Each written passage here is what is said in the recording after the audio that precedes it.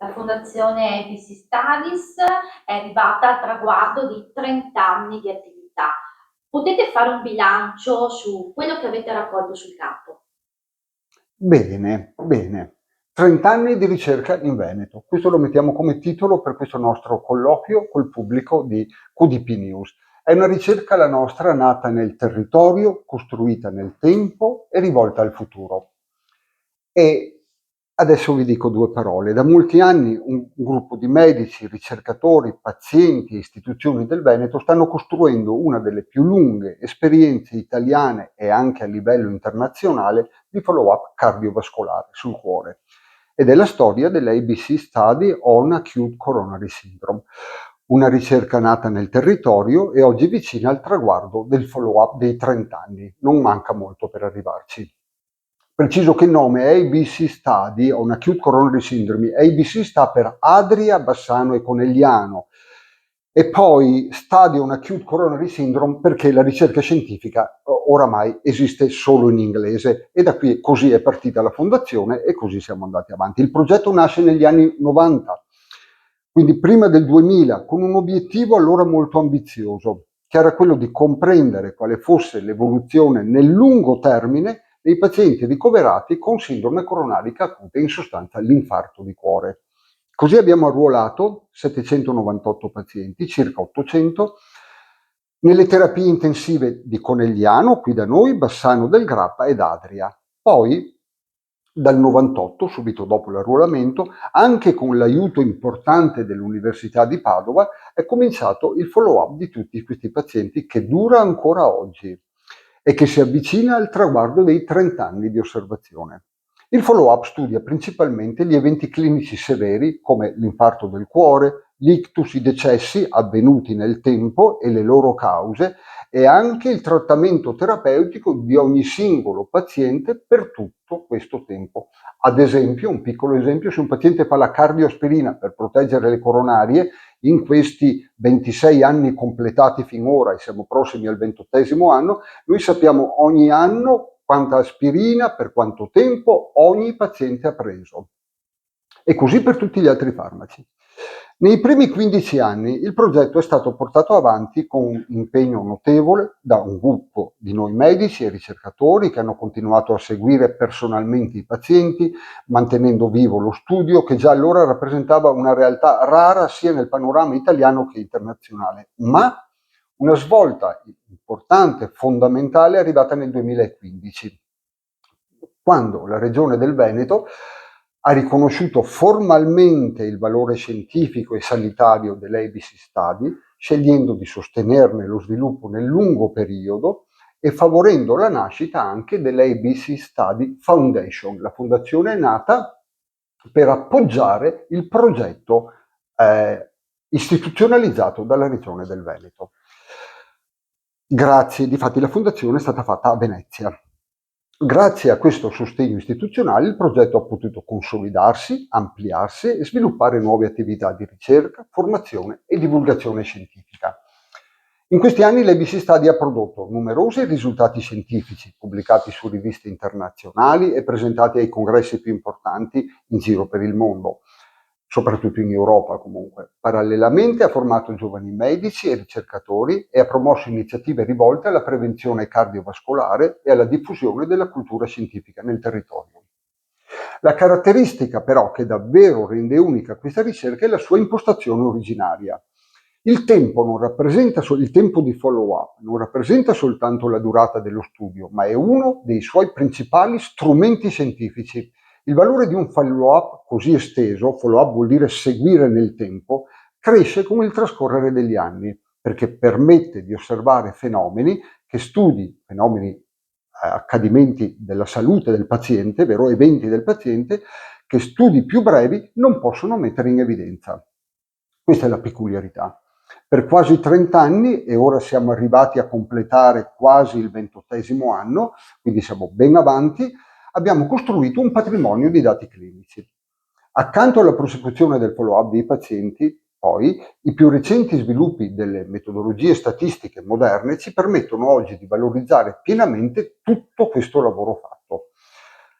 Il nostro gruppo adesso ha sviluppato e sta applicando metodologie statistiche che consentono di stimare, ad esempio, per quanto tempo un determinato fattore biologico mantenga il proprio valore prognostico e come questo si attenua o si modifica o si rafforza nel tempo.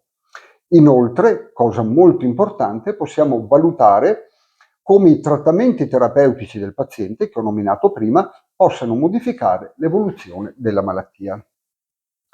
È quindi possibile descrivere l'andamento del rischio durante l'intero follow-up e comprendere come esso cambi nel tempo in relazione sia alle caratteristiche biologiche del paziente sia alle terapie ricevute. Per farvi un esempio concreto, breve, oggi possiamo studiare come il rischio associato a importanti parametri biologici e clinici, ad esempio quanto è grande l'infarto, lo scompenso di cuore, la disfunzione endoteliale, l'infiammazione che accompagna l'infarto, la semplice pressione arteriosa che tutti conoscono, i profili lipidici che tutti conoscono e altri, come evolvano questi fattori durante il follow-up del paziente. Possiamo cioè comprendere se questi fattori esercitano il loro maggior impatto nei primi anni dopo l'evento, dopo l'infarto iniziale, se il loro effetto prognostico persiste nel tempo oppure se venga progressivamente modificato dalla terapia, dai cambiamenti di stile di vita e dall'evoluzione del paziente, la modificazione del rischio nel tempo. Ed è proprio la durata eccezionalmente lunga di questo follow-up che rende possibile oggi questo salto di qualità scientifico. Per questo motivo il completamento del follow-up trentennale rappresenta il naturale coronamento di un progetto pensato fin dall'origine per svilupparsi nel lungo periodo. L'obiettivo non è soltanto produrre nuove pubblicazioni scientifiche, ma trasformare le conoscenze acquisite in strumenti utili per migliorare la prevenzione, comprendere meglio l'evoluzione delle malattie cardiovascolari e anche di altre patologie, incluse le neoplasie, favorire cure sempre più personalizzate e offrire benefici concreti ai cittadini del nostro territorio che con la loro partecipazione hanno reso possibile questa esperienza. Poi, accanto ai medici che hanno dato origine a tutto questo studio nei vari ospedali, Adia, Conegliano, Bassano e Padova, abbiamo oggi nella nostra fondazione un gruppo, adesso abbiamo 6 giovani ricercatori, tra cui 3 studenti di medicina, che stanno contribuendo con entusiasmo, con passione alla prosecuzione di questo progetto. E penso, e io personalmente credo, che loro siano il vero futuro della medicina e della ricerca clinica. La loro presenza garantisce continuità a un patrimonio scientifico costruito nell'arco di oltre un quarto di secolo. Mi piacerebbe per un momento, ho invitato uno dei nostri 6 allievi della fondazione, borsisti, che è David Merotto, che studia medicina a Udine al quinto anno ed è molto bravo, e mi piacerebbe se lui dicesse una parola sulla sua partecipazione all'attività di questo progetto della Regione Veneto con la nostra fondazione. Prego David. Certamente, sono David Merotto, sono studente di medicina e da qualche anno ho la possibilità e l'opportunità di collaborare a questo progetto di ricerca e prevenzione con la fondazione. Per me è stato fondamentale, diciamo, nel mio percorso di crescita anche l'impatto che ha avuto la ricerca e l'impatto anche che avrà sulle mie scelte future. Mi ha aperto diverse strade e anche diverse opportunità, tra tutte ad esempio quella di poter partecipare a progetti di ricerca ma anche a congressi.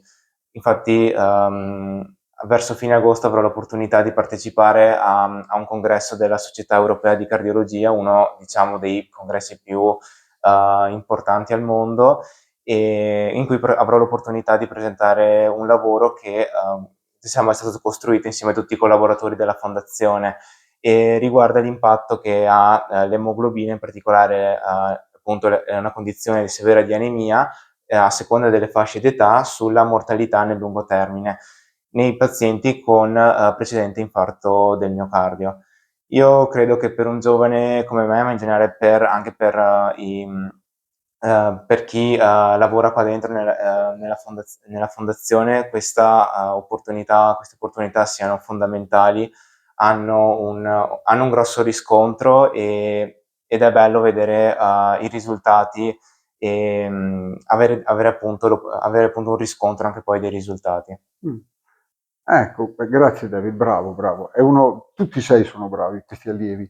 Ed ora ci sarà occasione magari di presentarli anche un po' di più di come ho fatto adesso, speriamo, vediamo. Ed ora, prima di concludere questo breve incontro con voi, vorrei esprimere un ringraziamento davvero sincero a tutti i pazienti che continuano a partecipare a questo follow-up, ai professionisti che lavorano, ai nostri ricercatori, alla nostra ULSS di Treviso, della Marca Trevigiana, perché è da tanti anni che ci aiuta e ci sostiene in tanti modi ci aiuta, e questa è una roba che noi apprezziamo molto, davvero, davvero molto, e la Regione del Veneto che ha promosso, istituzionalizzato e sostenuto in tutti gli anni tutto questo progetto qua. Poi alle amministrazioni locali, alle realtà del territorio che negli anni hanno creduto nel valore di questo progetto. Dobbiamo ricordarci che la ricerca scientifica è un investimento sul futuro, questo è il basamento filosofico di tutto. L'ABC Study è cresciuta grazie alla collaborazione tra istituzioni, sanità, ricerca e cittadini. Oggi, mentre si avvicina il traguardo dei 30 anni di osservazione dei nostri pazienti, guardiamo al futuro con l'obiettivo di completare un percorso scientifico unico e di continuare a mettere le conoscenze acquisite al servizio della salute della nostra comunità, prima di tutto. Tutto questo progetto rappresenta oggi un patrimonio scientifico ed umano del Veneto, costruito in oltre 30 anni di lavoro condiviso, un patrimonio che ha già prodotto importanti risultati e che oggi, grazie alla maturità raggiunta, guarda ai prossimi anni con l'obiettivo di continuare a generare conoscenza e innovazione e benefici concreti per i pazienti e per la salute della nostra comunità. Grazie.